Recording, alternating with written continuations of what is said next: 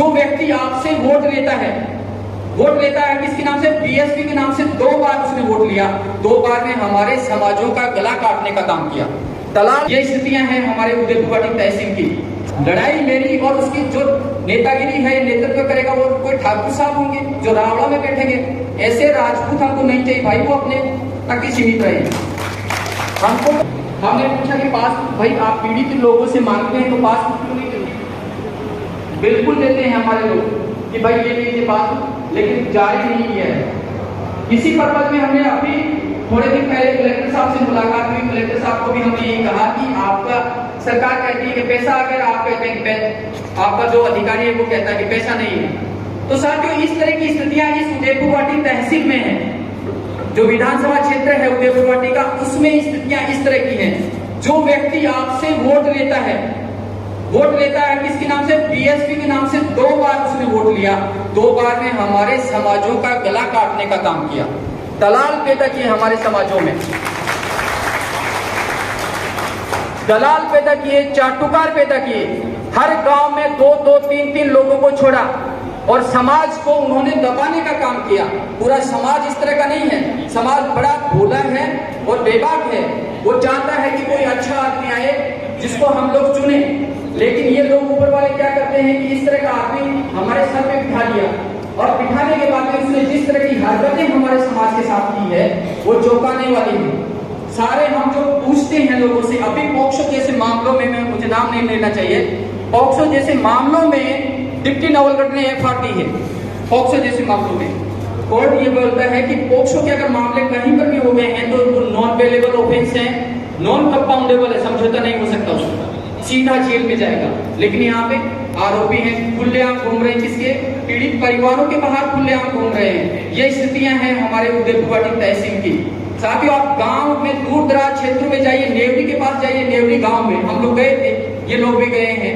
वहां पे सिर्फ अपने शमशान बचाने को लेकर धरने में बैठे 15 दिन से लोग, आजादी के कितने दिन हो गए? 75 साल, लेकिन फिर भी हमारे समाज के लोग किसको बचाने के लिए बैठे हैं? शमशान को बचाने के लिए बैठे हैं कि हमारे शमशान वो खेल मैदान के अंदर में नहीं आ जाए, इसलिए बैठे हैं। बड़ी विडंबना है इस देश की और इस लोकतंत्र की। ये लोकतंत्र में लोग तो रह गए और तंत्र गायब हो गया। इन सरकारों ने, चाहे वो बीजेपी की सरकार है चाहे कांग्रेस की सरकार है, दोनों ने ही हमारे समाज को धंसने का काम किया और बड़ी बारीक अच्छे से डसा है। अगर ये बीजेपी वाले लोग बोलते हैं कि कांग्रेस ने इंप्लीमेंट नहीं किया, तो हम तो ये कहते हैं कि कांग्रेस भी उतनी ही जिम्मेदार है जितनी बीजेपी है। कांग्रेस ने भी बाबा साहब का जो संविधान 1950 में लागू हुआ और 50 में लागू होने के बाद में आज तक, जब तक कांग्रेस की सरकारें रही, उसको इंप्लीमेंट नहीं होने दिया धरातल पे। ये ग्राउंड रियलिटी है।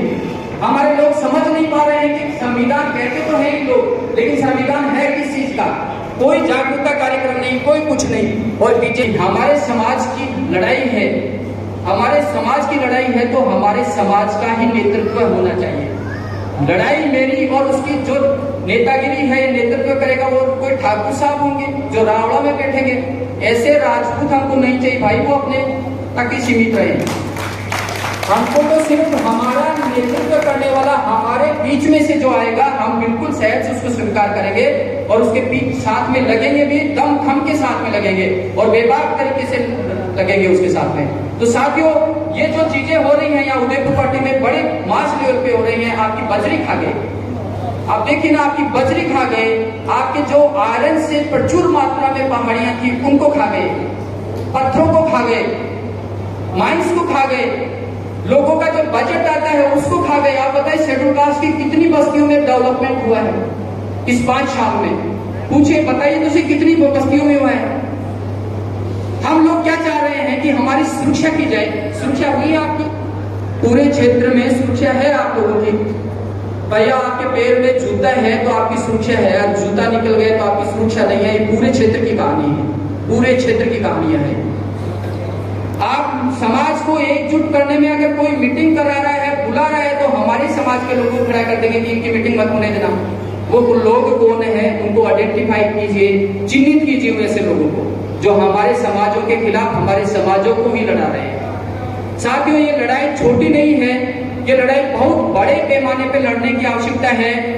दूसरा ये है कि अगर उदयपुर वाटी में आपकी बार पूरे लोगों ने कहा है, जब मेरे पास बहुत सारे लोग फोन करते हैं, मैसेजेस करते हैं, तो वो सीधा कहते हैं कि आपकी बार उदयपुर वाटी में हम लोगों को हमारे समाज का कोई प्रतिनिधि होगा उसके साथ में लगेंगे, न बीजेपी और न ही कांग्रेस। अगर बीएसपी का कोई कैंडिडेट आता है हमारे पिछड़ों समाज से, SC ST OBC से, तो बिल्कुल स्वागत किया जाएगा। लेकिन हम लोग जिनको कांशीराम जी भी कहते थे, उन लोगों से हमको बिल्कुल परहेज है, बिल्कुल परहेज है। 10 साल हमने भोग लिया उस व्यक्ति को, हम तो इसको नाक को नाक आकर बैठे हैं उसको उतारने के लिए। हम चाह रहे हैं कि उसको कैसे भी करके जितनी जल्दी हो हम नीचे पटके उस आदमी को। तो साथियों, मैं तो सीधा ये कह रहा हूँ, अंतिम बार बोल रहा हूँ आपसे कि इस व्यक्ति के खिलाफ जितना जल्दी एकजुट हो जाइए, नहीं तो आपको घर में से घुस के मारेगा ये व्यक्ति, घर में से घुस के, क्योंकि इस तरह से ये दबंग हो रहा, पूरे क्षेत्र में दबंगई कर रखी है उस व्यक्ति ने, गुंडागर्दी दबंगई ये पूरे क्षेत्र में कर रखी है। और मुझे तो भैया प्रसाद मिल चुका है इसका, मुझे तो न्यायालय परिषद में ये प्रसाद चखा दिया उस व्यक्ति ने।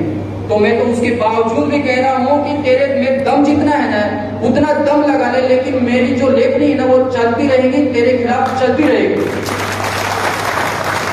और वो जो करेगा वो देखेंगे, उसको वो समय आएगा तो देखेंगे, तिल देखेंगे, तिलों की धार देखेंगे। साथियों, जिंदाबाद, जय भीम, जय संविधान।